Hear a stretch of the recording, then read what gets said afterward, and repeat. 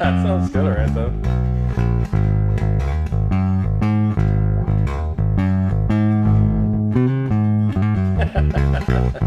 It's all good. It's all good. No, you're kicking it, man. It's all good. Well, look at you guys. You made the wise decision to tune in tonight to a special episode of the Main Stage Music Weekly live stream. So I'm Brad, of course, with Main Stage Music. And of course, flanked on my right, but your left is Jamie Blanton. I'm not a camera anymore. But we have got a very special guest today. My friend Preston Paris, bass extraordinaire. You know, I'll tell you, Preston has been playing in bands in the Chattanooga, East Tennessee area for so long. You're supposed to go, how long was it? No, but Preston seriously is a very accomplished bass player, both live and studio use. And I'll tell you what, just to really top it off, he actually makes bass guitars as well. So he really, kind of covers the whole gamut here. How much of your Wikipedia page did you write yourself? Pretty much all of it. Pretty much all of it? Have you had any really excessive edits from like exes or something that you had to work I'm joking. I'm not on Wikipedia. Oh Lord, we can fix that now. We've got a whole go. text stream of folks out there. Can't wait to compliment you. Now, one thing I obviously want to do is I want to encourage all y'all to follow us here on Facebook, but also follow us on YouTube, where you can watch this live any old time, and you can share it with your friends. We also welcome your comments, and hey, so if anything you want to ask Preston or myself, or just to kind of chide us on, that's what we're all about, all right? So that being said, what we're really talking about is the bass guitar, because one thing we're thinking about, we have done videos every single week the entire year of 2021 so far to engage with you guys, all right? But in looking at them, we're like, we haven't done one video that talks about the bass. Yeah, and I was okay with that, but I've been overruled because I'm just a sidekick. No one really cares anyway. 6 strings is where it's at. 6 little strings, roughly 52 to 11, somewhere in there. So that being said, I thought, let's bring some very cool instruments in, and of course bring a very cool bass player in. It is a nice collection, man. Well, so anyways, a lot of people ask, well, where did this whole thing start? Well, of course, bass has been around for a long time. I mean, they've had, bass, I guess what we call bass guitar, or bass violin. That would predate, I guess you'd say, the 1940s, okay? Yeah, late 1800s, they designed the wash tub expressly to resonate at low E because of the use with like a single string. Oh, really? Yeah, I did not know broom that. handle and glove. That's the reason a wash tub is the size that it is. Because it's not, the average family was like 3 kids. Wash tub is not big enough if you pay any attention to wash the clothes of 3 kids, but it's tuned to drum specifically. Oh, well, now, see, I've learned something, and which means you've learned something today. But I know that as far as like... I got that off of Preston's Wikipedia page. But I mean, realistically... You've got to be kidding. That's all BS. You've got bass violin that's been in classical music for hundreds of years. Yeah. And, but something happened, music got popular with strings around the turn of the last century, okay? Because really behind that, it was orchestras. You had violins and, woodwinds, brass, stuff like that. But, you had people, the banjo started making an appearance in the late 1800s, late 19th century. The guitar started getting real popular in the 1920s and 30s. And the poor bass, I mean, you got this big, tall bass violin. Man, if you were a traveling musician, the band couldn't be louder than the bass, which it usually would be if you were just one guy. So, I mean, you needed something to come out with. Now, there were some people that were making some things. We were talking about how Gibson, of course, we all know the Gibson brand. They had invented one of the most popular magnetic pickups, which we affectionately call the Charlie Christian. because there was a popular jazz guitar player, Charlie Christian. If you don't know who that is, shame on you. He's freaking awesome. But they had put one of those in a big, tall upright. So it looked like a bass violin with a Charlie Christian pickup in it. Again, it didn't solve the problem of it being a commitment to haul this huge bass around with you. So one of the first even companies... the effort to amplify Charlie Christian wasn't all that successful, No, right? the amps were small. Right. But again, still, a small amp is still louder than a loud guitar. So, I mean, there's that. But it's not louder than the horn section of your orchestra. Bank of trumpets. So that being said, I know that you had some early adopters. The company Ampeg, for example, who I hope all y'all know about. Ampeg got their name from their first invention, the amplified peg. That's where Ampeg came from. So it basically was an upright, hey, there's the Chattanooga Choo-Choo for all y'all. We are live, and we are in a very trainy city, okay? And the cool thing about all the trains from Chattanooga, they come right from DeButts train yard. Yeah, it's a real thing for all y'all. Yeah, I know. For Chattanooga people, like, yeah, we know that joke. So, anyway, so getting back to what we were saying. So Ampeg was amplified peg, but again, it was an upright bass. So one of the most popular first iterations, if you will, of a considerably shorter scale, because what's a scale on a upright bass violin? Is it 40 inches? It's like, I think it's more than that. Is it really? Yeah, I think from bridge to nut, I bet you it's closer to 50. That's pretty long, man. Yeah. But, okay, so you had Fender, Leo Fender, who, again, was not this master builder that y'all like to think. I mean, this guy didn't even play. Right. But he was practical. He wanted something that he knew these guys that were traveling around. He was a problem solver. And he knew that, man, these guys can't hear themselves. They need something that's going to pump. And he wants something you could take apart and fix in the field. So one of the most first popular electric basses was this guy right here. So this is from my personal collection. Actually, all these are from my collection, aren't they? The Song Brad's collection. And patent pending. Just kidding. So this guy right here, which actually came from Chattanooga. This was actually, you know where this came from? Chattanooga. It came from the Sound Post. Oh, really? So for all y'all who are old like us, that remembers going to the Sound Post back in the 80s and 90s, this is the old 50s Fender bass that was hanging above the doorway, way up near the ceiling. So if you look, see how faded it is there? Yeah. And then you can see you actually got some color here. Yeah. Flip that over with the camera because the color's awesome. Yeah, you can still see the look at that, man. Now this bass, I'll just tell you, this was refinished back in probably the 70s or maybe the 60s. But anyways, because these basses only came in one color originally, and it was just kind of a butterscotch color to match their electric guitar, which at first was called the Broadcaster, and then later the Telecaster, okay? So this was the bass complement to the original Telecaster that came out in the early 1950s. So anyways, came from Chattanooga, and I saw it, and Darren's been my friend for many years, and he's like, that piece of crap, sure, and so I bought it. But anyways, this is an original Fender bass, and they called them back in those days the precision bass, because look at that precision.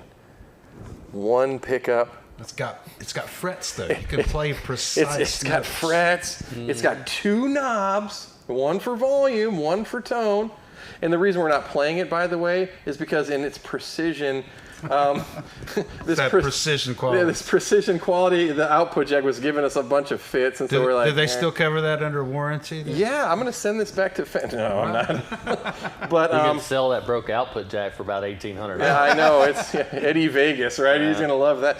But so basically, this was it was a real game changer because now you could have an electric bass as loud as you wanted it and plug it in and boom, you're rocking and rolling. Plus, it's small, you can jam along.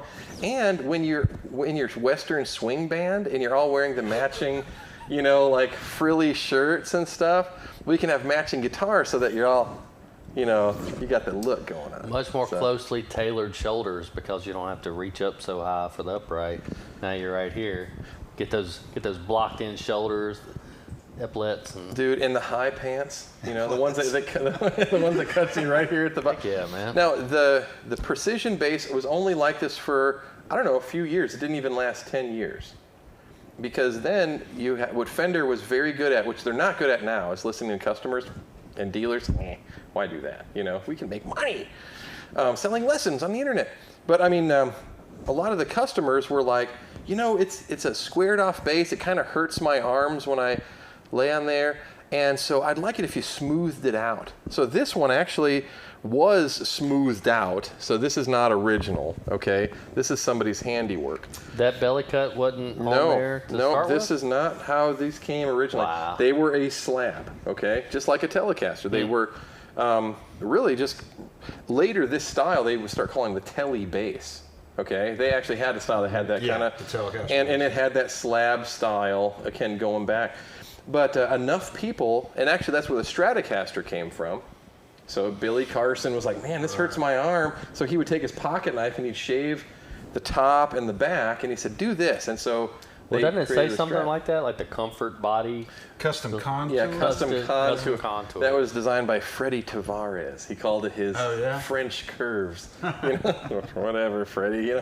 But that being said, this is actually a really cool piece of, I think, local history because it shows that a lot of people hated the way those things were and made it their own. No, I mean, seriously, it's a big deal. But it shows you the natural evolution of what happened next. And what happened next, how happened in the late 50s, Fender actually listened to the complaints and they changed the P bass, or the precision bass, from this slab style to the style that Preston's playing here. Now this example, it's vintage. I want to go way off the rails here because I'm getting a bird's eye view. But, and man, I hope my story doesn't get trashed here in a second.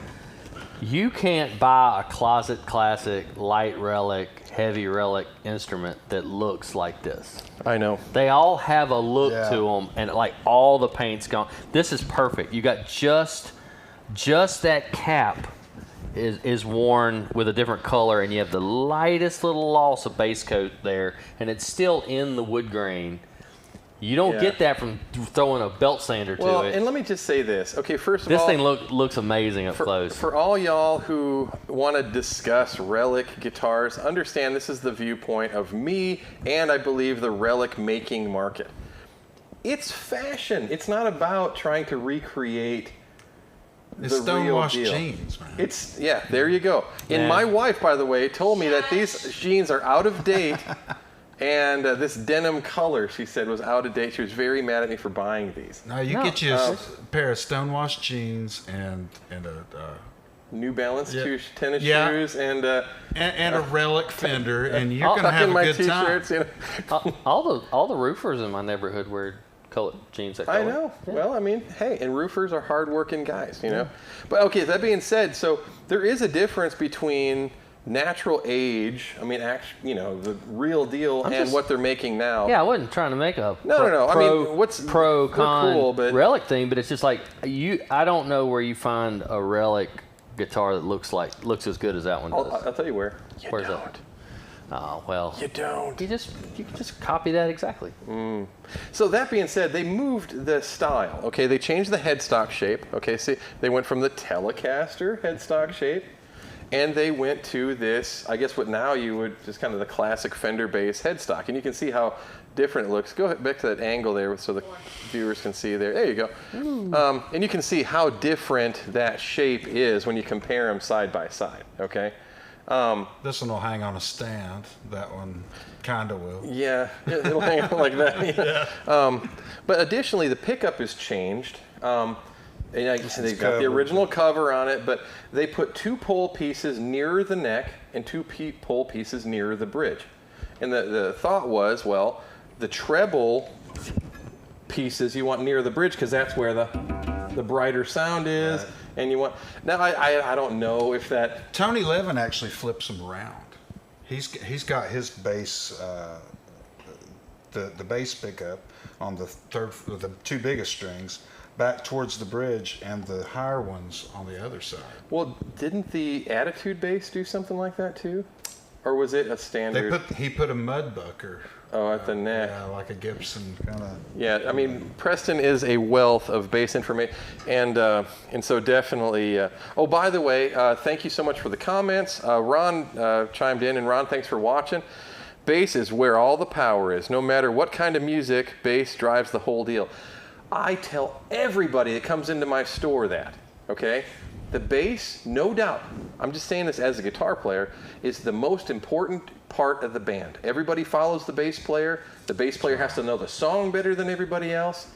You can't flub a bass line. It's like you can't ad-lib Shakespeare, okay? You can't ad-lib a bass line. You gotta know when the change is. Yeah. Otherwise the wheels fall off the wagon, it's over.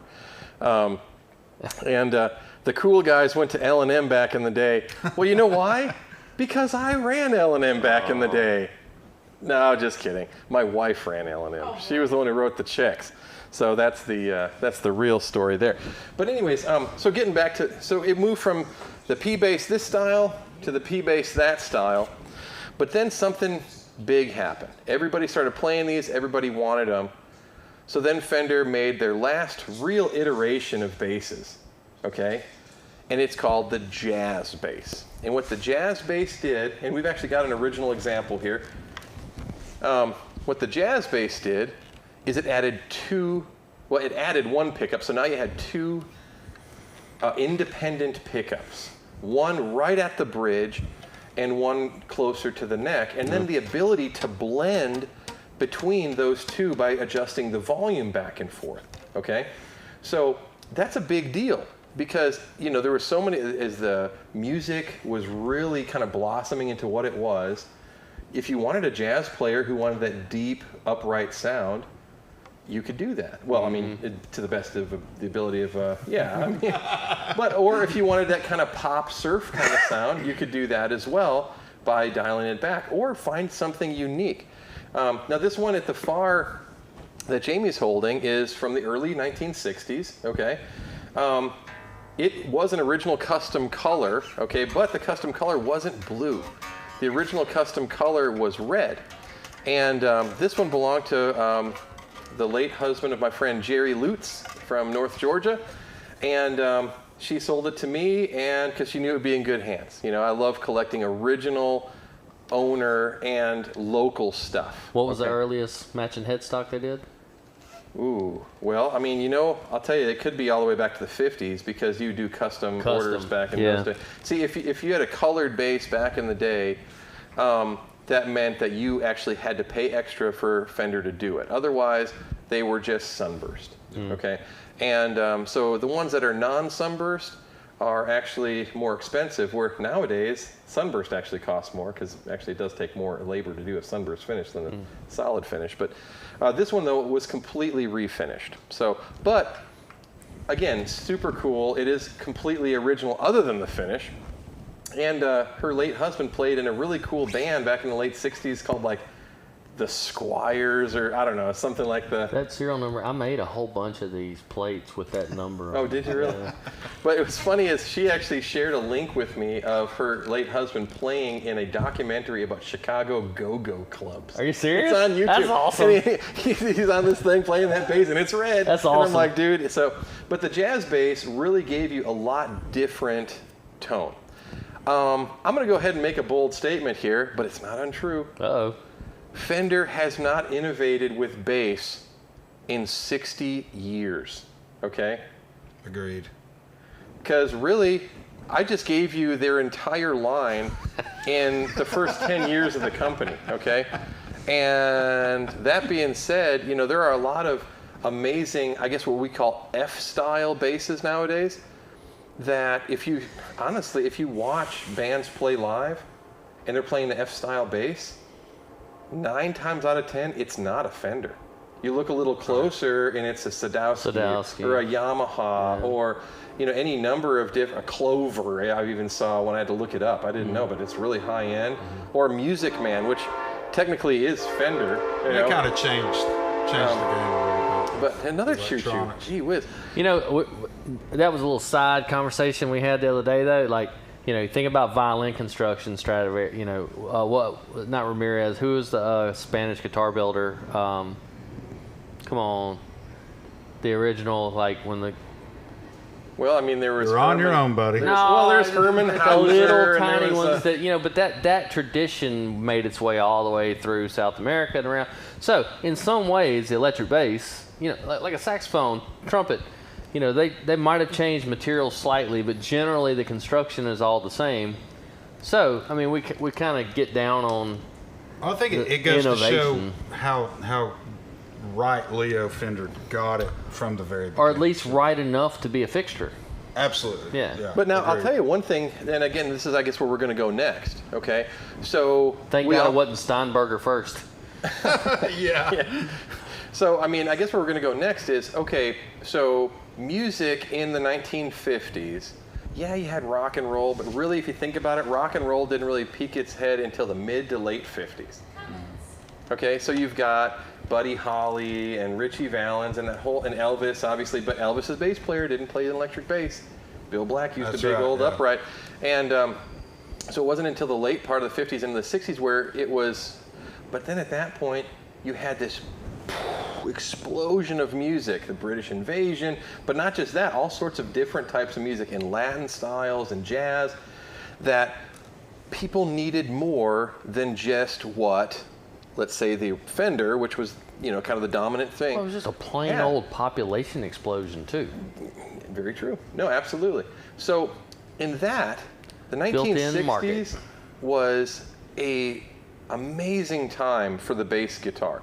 So yeah, we had this fresh Fender jazz bass that came out right after the change of the Fender Precision bass, right?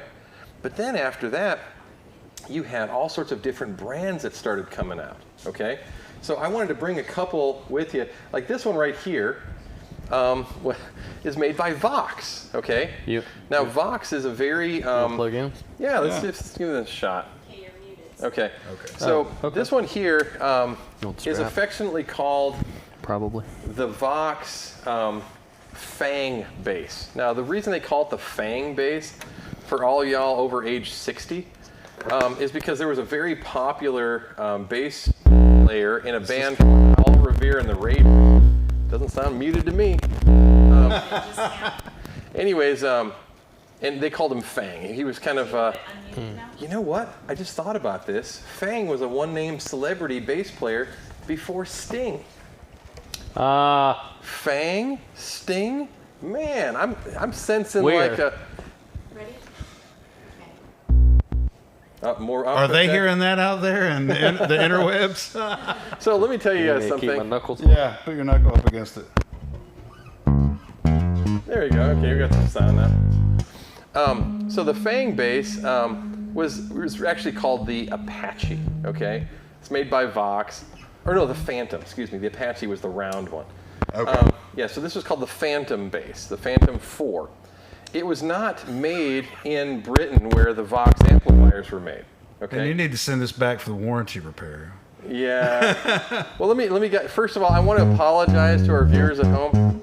Is that these basses all came from my vintage guitar collection and bass collection, I guess. I'm not a bass player. It's time to admit it. You've not been playing these basses. I've not been playing these basses. We got him.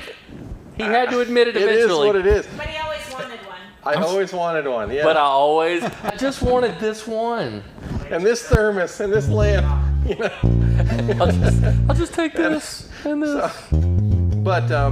But this bass right here was popularized by this guy who played with Paul Revere and the Raiders, with their hits like "Kicks Just Keep Getting Harder to Find" and oh yeah, that one. yeah. It's, anyway, but this bass was made in Italy. So Italy actually had this huge explosion of electric instruments with companies like Vox making them over there, but EKO and other brands. And they were funky shapes. Oh, more comments. I'm sorry. What do we think that he meant by kicks being harder to find? Well, it was the 60s, man. You know, there's a lot I of cool... thought the kicks were kind of on every street corner. A lot of cool kicks. Okay, so we got a comment. Would you care to give me the physical address where you normally keep these bass guitars? And you can advise if the location has an active alarm system. That is not a comment. That is a precursor to a crime. And it's Ryan Wynn. He's a pretty shady character. Yeah. I see him at Waffle House at all hours of the day Waffle and night. House. I know. That's some bass stealing, waffle eating machine, man. Oh my goodness. Johnny Smith commented, they only innovated by adding a 5-string, in my opinion. Oh, yeah. Johnny, you're a drummer, but you're right. You know, I mean, not for nothing. We'll just say the guys at Fender all need an open palm slap for not really furthering the ball forward. When you had this much of a head start and you've done little to nothing. But anyways, that's an interesting question. Thank you for the comments. Now we got a too. drummer commenting. Hey, a drummer watching. That's a big deal, you know? I mean, Will drummers usually don't will like to a bass participate. player ruin your gig quicker, or a drummer ruin your gig quicker? Bass player. Or, hey, we can even make it the positive way. Yeah, will a bass player make your gig better, or will a drummer make your gig better? Quicker. Bass player. Really? I'm sorry, dude. No, drummer. Let me tell you something. All a drummer's got to do to Bass player, if you push him up enough, you just get standing It weight. depends on how bad the drummer is. I mean, we're talking about. Yeah. No, if we're like Bob on La Bamba, but you know what? That actually didn't sound too bad. Get that bass pushed all the way. It's just 1, 1, 1. Keep Then your hand on that jack. I'm trying to push. I'm trying to push. I'm gonna break. so I'm gonna break sorry. it off. I muted. I should have. Oh, is it muted? Okay. Yeah, let's swap that. It's unmuted. It's not muted in my ears. I just unmuted it. 'Cause I feel Okay. This is the, you know, when people go about the tone of vintage instruments, this is what they're talking about. Yeah, this is what everybody's hunting. That's that hum. But Yeah, so, let me- but again, they were doing some cool things in the '60s where they had these cool shapes, different pickups, more pickups, and so then, oh, come, no. Oh, yeah, give me the. This is the most popular bass of the 1960s. It's not even up for debate. You guys know what this is, but you don't even know what to call it. Okay? the Beatle bass. It's a Beatle bass, okay? But it was made by Hoffner in Germany, okay? Now, why Germany? Because the Beatles were from England. And in the 1960s, they had an embargo on American goods. They were very isolationist over there. That's bad. So, just kidding. I don't know. Come on, I man. do what my mainstream media tells me to. But anyways, this right here, you could get stuff from Europe, but you couldn't get stuff from the United States very easily. The Beatles also did a stint in Hamburg, Germany. And so, again, you could get Framus, you could get Hoffner, you could get these other cool brands, but you couldn't get Fender, you couldn't get Gibson very easily, all right? So this is an original Hoffner Beatle bass, made in 1967. My friend Pete, he bought it new when he was a kid, and this is what he had to have. But they have a very unique sound. And let me think, it's actually called a violin bass. And let me tell you, it is built just like a violin. You got to start playing these things more. I know, man. Yeah, check the battery. But I think it's got one of those. but the thing is, the reason they violin bass is because the neck joint on this thing is practically non-existent. It is super. It's got a tube in it. It takes a minute to warm Dude, up. it's just very small. It's, you know, but it is very challenging. My friend Steve Cahey actually restored and reset the neck on this to get it Okay. right. You have to use a special kind of string with these because the tuning machines are effectively guitar tuners. Yeah. I saw a guitar with this bridge the other day. The little slotted ebony, and you move the fret wire around. Yeah, isn't that great? It's great. It works. It works, telling right? you, Yeah. you know, this was just one of the. But again, this bass has been heard on more #1 hits than. Not this one. No, Jack's messed up. you don't know Jack. I know. I'm sorry, man. I gotta. Oh man. Here. Hold on. Listen, look at that. Boom, boom. Yeah. Boom. Bum, bum, bum, bum, bum. Ba-da-ba-ba-da. He's killing it. See, that's the problem. If you don't use them, you lose them. Now, that being said, the Hoffner, it's another one of those brands that once they kind of hit icon status, I mean, they've made some cool guitars and stuff like that, but when you say Hoffner, the only thing that people remember is the iconic Beetle bass. And they made a few different models, the 500/1 and 500/2 and different what. But long story short, this bass right here was more important than all the basses combined in the 1960s, really. Because this is what everybody heard when they were, jamming and stuff like that. But again, very different construction. So it's not a bolt neck bass. It is actually glued together. Yeah, and it's got a lifted neck joint too, like a actual archtop guitar. Mm-hmm. It's fully hollow. Yeah. And it's fairly low gain for a humbucker. Do they stuff it with anything inside? No, this it's completely empty. It's like a Gretsch inside. Really? Okay. Yeah. Babies. Yeah. And stuff with Beanie Babies. Yeah. That's why they're so valuable. Especially the one with the square beads in it and the misprinted time tag. So the switch says bass on when you're looking at it that way, but when you're standing in front of it, it would almost look like it says no bass, and I'm like, silly, put the no bass switch on. That's right. Now, more comments? You guys are, you like me. Y'all are I wish you driving weren't. me crazy talking on this silly bass show. We've been having awesome guitar shows. I know. So Johnny says, I'm barely a drummer anymore. I've ruined a few gigs. Now, we know better than that. Johnny Smith is arguably the best drummer in Chattanooga.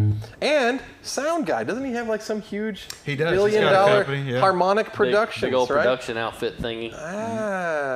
Maybe we need to have harmonic productions down here There you go. teaching us how to Oh, see, you're fix our basses and stuff. Yeah.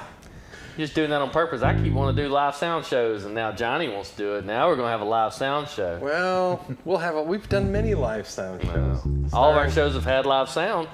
This is true. And the show kept going on. And Gibson hamburgers were how they got famous back when they were called the Fab Four. And when they were the Fab Four, they were also hamburgers. Because if they were from Hamburg. Oh my God. I know I'm getting hungry. I know. Crazy. Is this show over yet? Now, okay, moving right along though. Okay, so I guess why I brought this bass and the Phantom bass and so on was just to show how varied the instrument really was in the 60s. Because after Hoffner opened the way with like odd basses like this, you had all sorts of companies, including Vox, that did a hollow body bass, which I should have brought. And of course, Gibson was making hollow body basses at the time, but their first electric bass model that was popularized was a little solid body violin bass. Remember that one? Yeah, I do. And then they made the big 335 style. They called the EB2. And they had EBO. EBO. And then the EB2, and 1 and 2 were the SG style basses. Yeah. Which of course is a solid body with a little sharp point. But one thing is... Well, the EBO, I think, was the SG shape, wasn't it? EBO, but I mean the original one, wasn't it kind of a violin shaped? They did have that, yeah. And it was, Had like a thread-on pole at the bottom. You were supposed to... Yeah. It was fretless, I think, too. They may Yeah, it was pretty wild. But the point is that I guess what I'm looking at is they were making basses that looked like their guitars. Right. That's part of the fashion aspect of this too, because in the 1960s it was the popular thing because of the Beatles. Okay, everybody dressed the same. You come out, you have matching instruments, guitars. and that was part of the shtick. I would also, I guess, argue that there was probably some tooling stuff that made it easy for Gibson to take the same routing table that they had for the 335 and make a couple of EB ones. And, well, the P bass and the Stratocaster are pretty much the same body blank, aren't they? They're different. They're close. I mean, they don't fit in the same case, though, I'll tell you that. No, definitely not. But, so, I mean, you can tell there was some things where, they were trying to, tighten that kind of production level up. But, I mean, that being said, it wasn't until after that, in the 1970s, where things got really wide open, okay? And I brought what I think is the coolest innovation bass-wise in the 1970s, and honestly since then. And that is, you disagree? Okay, well, I like disagreement. We'll see where it ends up. So this right here is the last bass that I brought, okay? and it's made by. I'm going to pull this out. Go for it. It's called the Alembic bass, okay? Alembic stuff is all handmade. The quality is insanely detailed. I think this is I've seen them Oh, before, but I think this is the first time I've ever actually held one. Alembics, That's a Miller, huh? this is the Stanley Clark Stanley Brown bass. Now, what makes Alembics especially cool? Oh, I That's know, fast. dude. So cool. Yeah. Every little pretty detail. I like this. I mean, look at the scarf joint. Yeah. Well, it's not even a scarf joint. That's No. a laminate. yeah, on the That is back and really, the top really to cool. match. Yeah. The little cast logo. It gets cooler. Does it have dual truss rods? I honestly, it think- doesn't need it, but I pulled think it it off. does. Okay, I wouldn't doubt it. But it doesn't need a truss rod adjustment, so Oh, why mess never, with it if yeah. it doesn't need it? Now with Alembic, they have a special preamp system in it Short that scale. they will not sell to anyone else, okay? So you can't buy Alembic pickups or preamps or any of this kind of stuff. But it gives the bass this huge sound, so even though, yeah, What? It's got Yeah. LEDs in the side dots. Yeah, it does. Look at that. I know. You can see that red on the screen. That's pretty sweet. There it is. Oh yeah, that's like a Christopher Woods kind of thing right there. Yeah, it is. Yeah. So Alembic has a preamp on board that is just, it's got two 9-volt batteries inside. The sound of it is just insane. Now they, in the 1970s when they first came out, you got guys like John Entwistle, of course, Phil Lesh. yeah, I mean, Alembic was the shiz. You know, if you were a 70s bass player and forward, this was kind of like the pinnacle. Machined pivot. Oh, I know. Bolts goes into The that more brass you thing. look at it, the more you're just like, wow. oh man, what is this? Yeah, I've never seen anything like that. There's instruments that are, what you might call aggressively handmade, nearly like the folk instrument. Mm-hmm. This is aggressively handmade at a level that's above factory finish. Oh, I know. Right? No, this is insane. But yeah, but so the Alembic, though, it was all about the preamp at first, because it was a very big style of the 1970s to have I guess I'm going to call it the laminated bass, or the laminated instrument. There were a lot of companies, Aria Pro, Ibanez, of course Alembic, and so on. Even Martin, when they tried making solid body electric guitars, they went with the a laminated style, which was the kind of all-in-one striped neck-through style. But Alembic was really the pioneer of all that stuff. I did not check batteries, so you'll have to. I can't. I'm just looking at all the little bells and whistles. I know. All the little switches. Listen. Click, click. Chorus. Ground control, the major tom. Awesome. I don't hear any difference. So I can't help but notice that the headstock logo is very Third Reichish. I don't know. If you look carefully, this is a cloud. This is a cloud. Uh-huh. And this is Tree a and finger, roots. a finger that's coming down from the cloud. Okay. Okay. Of course, it's a good idea. See, it's a finger that comes down from the cloud, and then, so I think I read that. What kind of hippie stuff is this, man? Yeah, I think I read that it meant that the hand of God. basically it's like inspiration comes down from above kind of thing. And but anyways, I'll tell you, Stanley Clark has made a pretty amazing catalog of art using one of these, and still tours with them. And I thought Marcus did Alembics before he was a PRS artist. he might have. I mean, Alembic is pretty hip, and there's so many Got bases. a bunch of switches on it, man. Oh, I know, and you're welcome to sit there and piddle. I didn't change the batteries. I was in a rush. I had to pick my children up from school, so those darn kids. Responsibility wins again. Look at my son. He's scowling. He's scowling at me. I can't see anything that's made a difference, though, except the lights come on when I do that one. Nothing's made a difference. How about you switch one, This one does. One at a time? No, that's not as fun. Oh, turned it off. Okay. We seem to excel in demo videos where we're not actually demonstrating the function.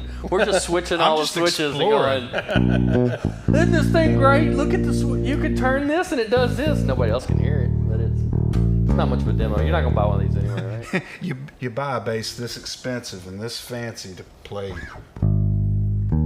But, it's just one of those things where if you have an alembic, if you have a lot of this kind of stuff, it's kind of a commitment, okay, to your craft or to your hobby or whatever. But, really what it's all about is your just... disease. This is very true. But really it's all about just getting, different tones and getting something that you're not...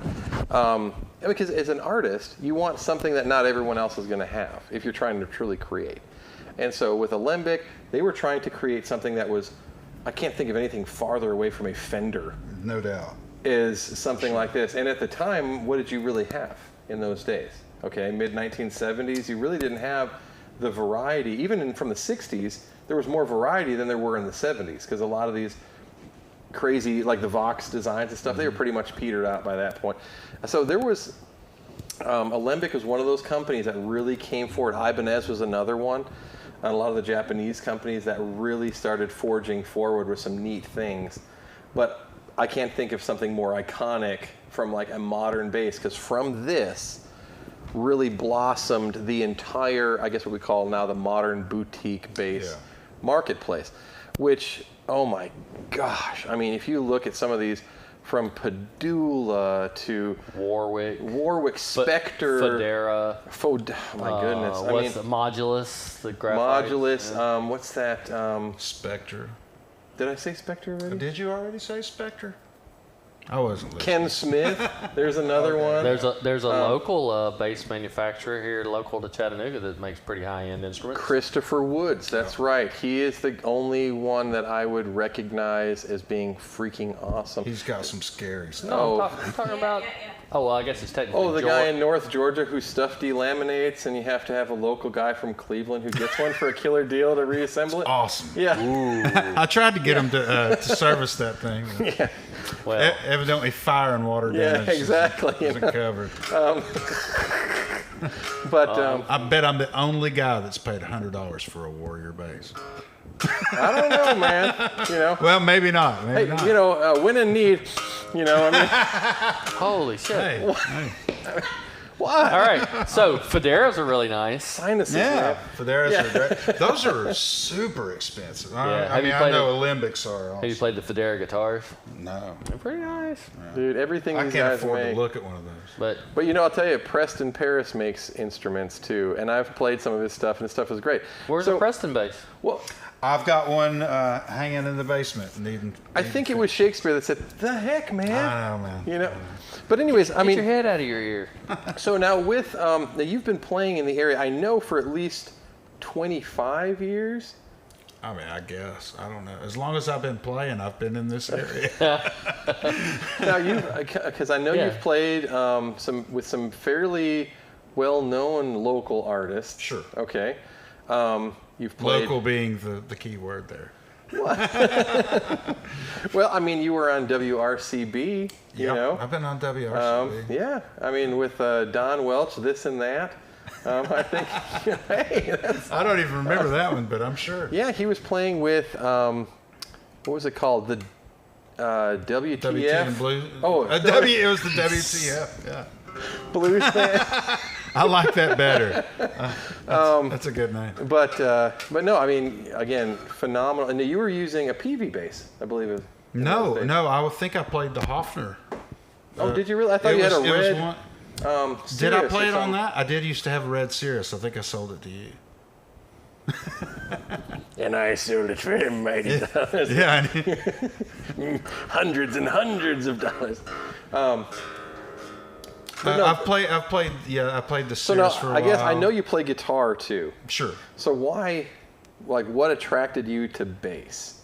Well, growing up in a Pentecostal church, and that's there wasn't any guitar player and there wasn't a bass player, but there was this old Martin. Do you remember the Martin basses?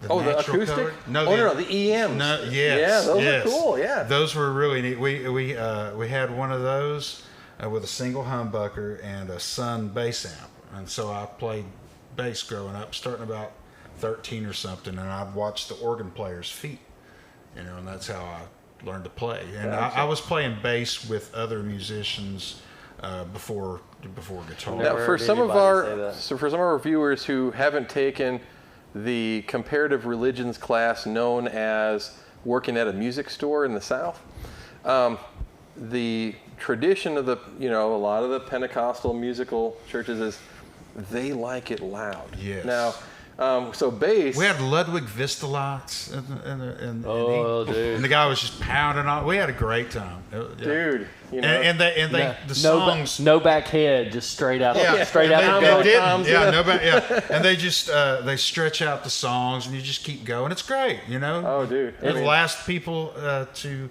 Shoney's on Sunday. Well, the kids get a little startled with the sound of broken glass when you're filled with the Holy Spirit, you ease out through the front door, and so you don't want to startle the youngsters. Yeah. Well, so you did that, and then you parlayed that into playing with what were some of the earlier bands you played with? Collins Brothers. Oh, I remember those guys. Yeah, I was playing in churches until mid-20s, and then I started playing with those guys. And started playing in all the clubs and the bars. And then you played the houses of ill repute. Oh, mighty! Well, Pokies. I mean, you got COVID from Pokies, right? I got COVID playing at Pokies. And I'm sure that'll be great for their business. He got COVID from Pokies. Okay. He built up his current COVID immunity. Oh, there we go. From the That's right. That's right. We gotta spin this stuff, man. You're on worldwide television. Exactly. For God's This is sake. the World Wide Web, not just the local web. Jeez, crazy. But anyway, so now, how did you get into building? Well, I used to take them apart and not be able to put them back together. That happened a lot, and it just grew into. Ever since I wanted to play, I wanted to make one. Even before I. Could hammer a nail in the wall.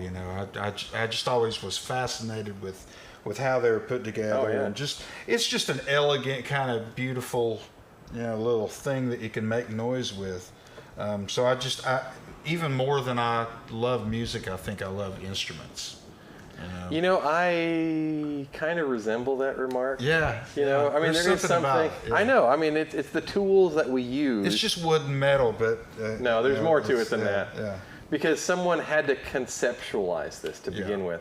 I mean, so that's one thing I guess I haven't touched on, is that Leo Fender, a non-fretted instrument player, comes up within a time when nothing like this has come before him, comes up with a product that now everything is kind of based on, whether it comes to the scales, the scale length is what we're referring to, how they're assembled, everything kind of came from a guy who didn't even play. Or he was influenced by ancient aliens. Mushrooms, man. Monkeys on mushrooms. Wait a minute, hang on a second. Let me see if I can. Ancient astronaut theorists believe. Let me see if I can get my aliens hair going on here. Oh, I've got. Okay, yeah. ready? Mine won't stick up. Here we go. You can do it. There he is. Aliens. Yeah, it's definitely the one. This show, I know. This show will go down As the worst bass. Yeah, this is the worst bass show we've done. Damn it! I know, man. Of all the bass shows. But honestly, I'm just so happy that you were able to come here and hang out with us and stuff. Absolutely. And I'm really Which embarrassed which one am I getting to keep? Pick. We bought him a barbecue sandwich. It's a really good barbecue sandwich. Well, I am really hungry. So from I will take it. Shuford's, and they make just killer barbecue. No matter what the angry mob will tell you, Shuford's does a great job. We're fixing to grab that baby. Yeah, we are. But again, hey, I want to thank you guys so much for tuning in, and for the comments, and for the shares, and the likes, and the subscribes, and all the stuff that you're supposed to do. But again, we're going to continue to keep the show kind of rolling. Next week, we're going to have a special time. We're going to try to do Monday, okay, instead of Tuesday, because I'm all about keeping this rolling. But you see, next Tuesday, Carlos Santana is going to be playing his Paul Reed Smith guitar in Chattanooga What? Where? at the Memorial Auditorium. Oh, that's Really? right. That's right. And I just happened to be a huge fan of Carlos Santana. Well, and do so like a 5-second show from the show and be like, "Yep, he's here." I'll tell you what I'll do. I will take a picture and share it with you guys, but we will be doing a show next week, but it'll probably be on a special time. Let's say Monday. Can you do Monday? Mm-hmm. Okay, so Monday next week we'll play, and because we got to see Carlos Santana, you got to support local musicians coming to town, you know, and. But again, I want to thank you guys for tuning in with us and the comments and so on. And be sure you do all the social stuff. But again, we'll see you next week. Similar bat time and channel. But again, thank you so much for Preston for coming on out. And you can play some cool Stanley Clark for us as we go on out.